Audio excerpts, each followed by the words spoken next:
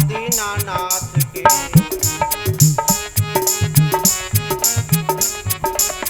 महलों में राखो चाहे झोपड़ी में वास दे। महलों में राखो चाहे झोपड़ी में राख लो। महलों में राखो चाहे झोपड़ी में वास दे। महलों में जाओ चाहे झोपड़ी में राख लो। धन्यवाद निर्विवाद, हाँ धन्यवाद निर्विवाद, राम राम कहिए जाय विधि राखे राम ताई विधि रहिए। सीताराम सीताराम सीताराम कहिए जाय विधि राखे राम ताई विधि रहिए। हरि बोल।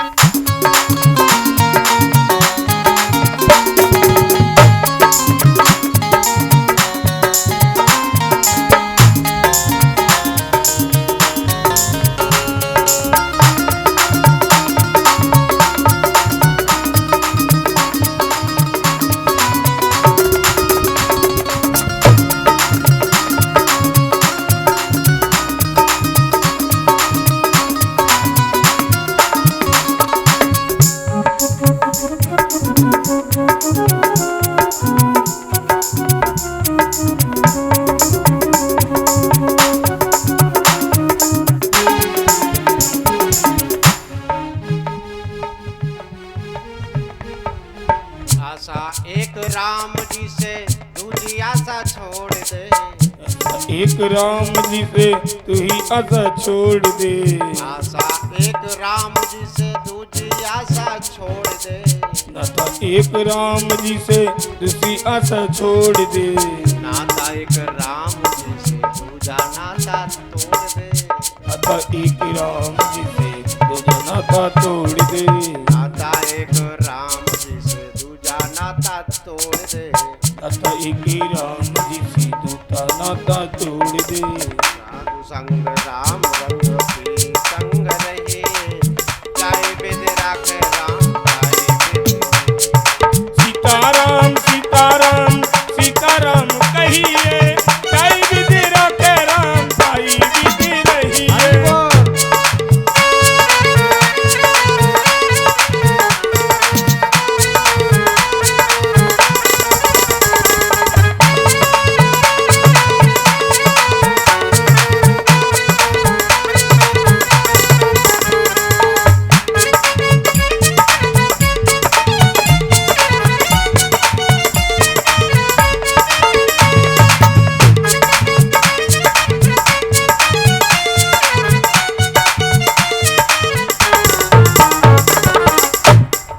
बोल गोविंद भगवान की जय हो। बोल राधे रानी सरकार की जय। जय श्री राधे श्याम।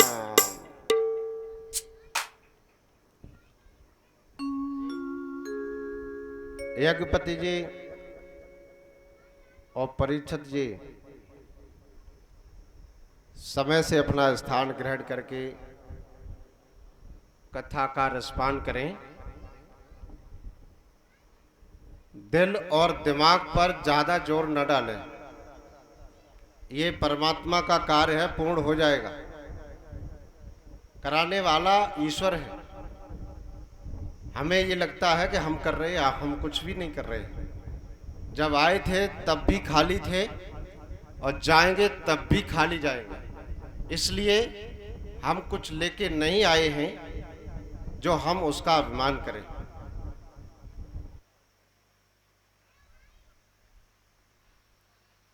आज भक्त प्रहलाद की पावन कथा का आप सभी भक्त रसपान करेंगे। सुखदेव जी कहते हैं, हे राजन परीक्षित, आपको अभी तक जितनी हमने पावन कथाएं सुनाई हैं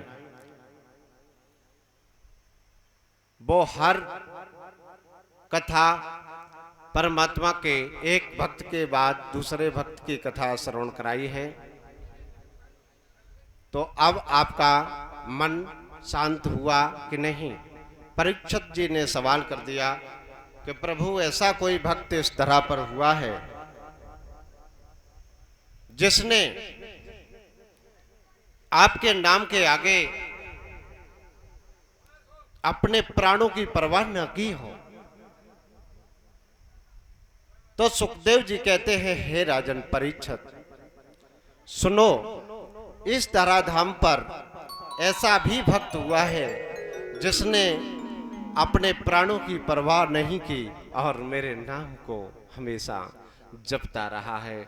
उसने हजारों कष्ट सहे हैं लेकिन मेरा नाम नहीं छोड़ा है। आज जरा सी बात पर, जरा से कष्ट पर हम प्रभु को साइड कर देते हैं। हम कहते हैं कि ऐसा कार्य नहीं हुआ तो हम पूजा नहीं करेंगे।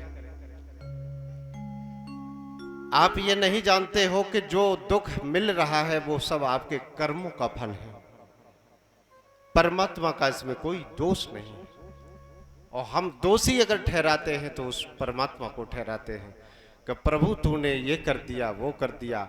वो कुछ नहीं करता है, वो सिर्फ अपने स्थान से देखता है और अपने अंश को आपके शरीर के अंदर उसने बिठा दिया है, जो साक्षी भाव से हमेशा आपके साथ रहता है। आप जो भी अच्छा बुरा करते हैं वो उसका गवाह होता है। और यदि मनुष्य के अंदर ये भाव प्रकट हो जाए कि मुझे कोई देख रहा है, तो कभी वो गलत कार्य कर ही नहीं सकता। जब वो ये जानता है कि मैं अकेला हूं, मुझे कोई नहीं देख रहा है, तब वो कुछ न कुछ गलत काम कर बैठता है। आज विष्णु पुराण में भक्त प्रहलाद की कथा का वर्णन किया गया है, जिसमें लिखा है कि सनकादि ऋषियों के श्राप के कारण भगवान विष्णु के पार्षद जय और विजय ये दैत्य योनि में आ गए थे। यहाँ पर एक बात निकलती है कि हमें कभी भी ऋषि मुनियों को नहीं रोकना चाहिए, नहीं उनका अपमान करना चाहिए। हमें हर कथा से एक शिक्षा मिलती है और वो शिक्षा को सीखना, धारण करना ही कथा का सार होता है। कथा सुनना, उसके बाद समझना, उसके बाद उसको धारण करना, तब ये कथा साकार होती है। सनक, सनंदन, सनातन, सनत कुमार जैसे ऋषियों का अपमान कर दिया तो उन्होंने श्राप दे दिया कि जाओ, इस धराधाम पर 3 जन्मों तक आपको राक्षस योनि प्राप्त होगी और वही जय और विजय सर्वप्रथम हिरण्याक्ष और हिरण्याकश्यप बनकर के राक्षस वंश में पैदा हुए। महर्षि कश्यप की पत्नी और दक्ष की पुत्री दिति के गर्भ से ये दोनों राक्षसों का जन्म हुआ था। दोनों भाइयों में बड़ी प्रीति थी और बहुत बड़े बलशाली थे। ये दोनों भाइयों ने अपने बल से पूरे स्वर्ग पर अधिकार कर लिया था। एक समय की बात है कि हिरण्याक्ष पृथ्वी को चुराकर और पाताल लोक में लेकर के चला गया। तो भगवान विष्णु ने बाराह का अवतार धारण करके और हिरण्याक्ष का वध किया और पृथ्वी को पुनः यथास्थान पर स्थापित कर दिया। सुखदेव जी कहते हैं, हे राजन परीक्षित, अपने प्रिय भाई हिरण्याक्ष के वध से दुखी होकर हिरण्याकश्यप ने दैत्यों को प्रजा पर अत्याचार करने की आज्ञा दी और अपने भाई का बदला लेने के लिए ब्रह्मा जी के तप को चला गया। मुझे अगर कोई कार्य करना हो और हम अपनी स्थिति परिस्थिति से जब ज्यादा कार्य करने की सोचते हैं तो हमें कुछ न कुछ त्याग करना पड़ता है। जैसे भागवत का विश्लेषण जब करते हैं तो भक्ति, ज्ञान, वैराग और त्याग 4 शब्द निकलते हैं इससे। भक्ति, ज्ञान, वैराग और त्याग। जब तक त्याग जो करके आप बैठे हैं, जो आप अपना समय कथा में दे रहे हैं,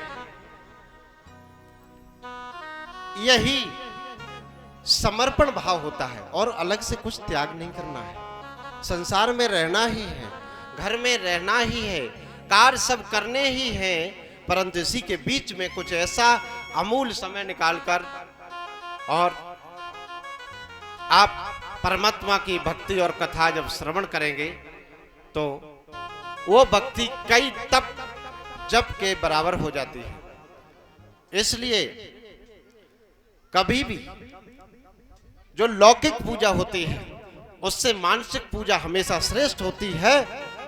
एक पुजारी मंदिर में पूजा सुबह करता है, 2 घंटा पूजा करने के बाद, और इधर एक गृहस्थ संत अपने गाय, भैंस, बकरी को चारा खिला करके और प्रभु का नाम का स्मरण करता रहता है एकाग्रता से। तो उसके मन में यदि ये चलता रहता है कि हम मंदिर में जाऊं, फूल चढ़ाऊं, प्रभु को स्नान कराऊं, मेरे प्रभु ऐसे खड़े हैं, ऐसे खा रहे हैं, ऐसे भाव अगर आपके जुड़ जाते हैं तो मानसिक पूजा में कोई खर्च भी नहीं होता और परमात्मा मानसिक पूजा में पहले प्रसन्न हो जाते हैं। इसलिए ये बिल्कुल न सोचें कि अगर आप किसी परिस्थिति बस मंदिर में नहीं जा पाते हैं तो आप मानसिक पूजा कर सकते हैं और इसमें कोई खर्चा नहीं है।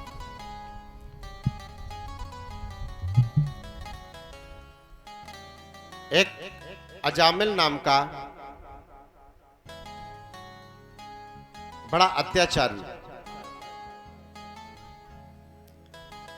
उसने एक वन में देखा कि काम बस 2 प्राणी अपने कार्य में लिप्त हैं, तो उसके हृदय में वासना का अंकुर प्रस्फुटित हो गया। और आज क्या है, हम किसके शिकार होते हैं? 5 चीज के सिर्फ, रूप, रस, गंध, स्पर्श और शब्द। अच्छे अच्छे रूपों को हम देखना चाहते हैं और उसके अधीन हो जाते हैं और उसके कारण हमारी मृत्यु हो जाती है। भौरे की तरह रस में इतने विलीन हो जाते हैं कि हमें कभी भी अपने प्राणों की परवाह नहीं होती और हम प्राण गंवा देते हैं।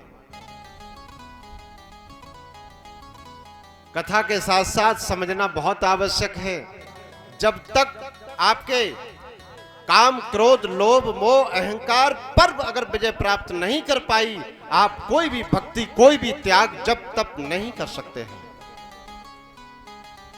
इसलिए बड़ा सुंदर और मधुर भजन के माध्यम से लिखता है कवि कि प्यार जब